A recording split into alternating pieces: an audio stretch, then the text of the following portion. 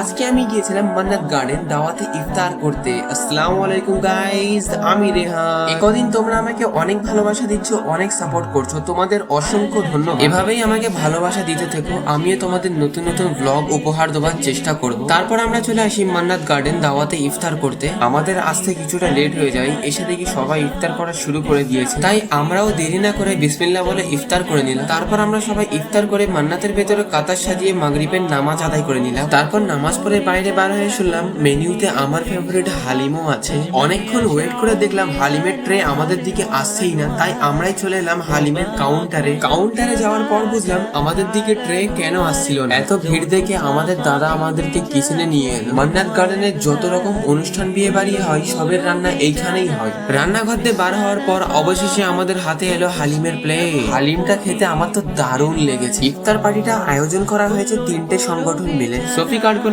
Karbala, Gazipara media পুরুষ garments অ্যাসোসিয়েশনের তরফ থেকে আমাকে ইনভাইট করেছিল ফসিদা। অনেক অনেক ধন্যবাদ ফসিদাকে আমাকে অ্যাজ এ ব্লগার ইনভাইট করার জন্য। এটাই হচ্ছে আমাদের ইসলামের সৌন্দর্য, সব শ্রেণীর মানুষ একসাথে বসে ইফতার করছে। আজকের দিনটা আমার খুবই ভালো কাটলো, তার সাথে কিছু নিউ এক্সপিরিয়েন্সও করতে পারলাম। আমার তো খুবই ভালো লাগলো সবার সাথে বসে একসাথে ইফতার করতে। এত সুন্দর এক্সপিরিয়েন্স দেওয়ার জন্য মিডিয়া পুরুষ গার্মেন্টস অ্যাসোসিয়েশনকে আবারও আমি ধন্যবাদ জানাই। তারপর আমরা বার হয়ে পড়লাম মান্নাত গার্ডেন থেকে বাড়ির উদ্দেশ্যে। আর তোমাদের ব্লগ ভালো লেগে থাকলে একটা লাইক, একটা সাবস্ক্রাইব করে দিও।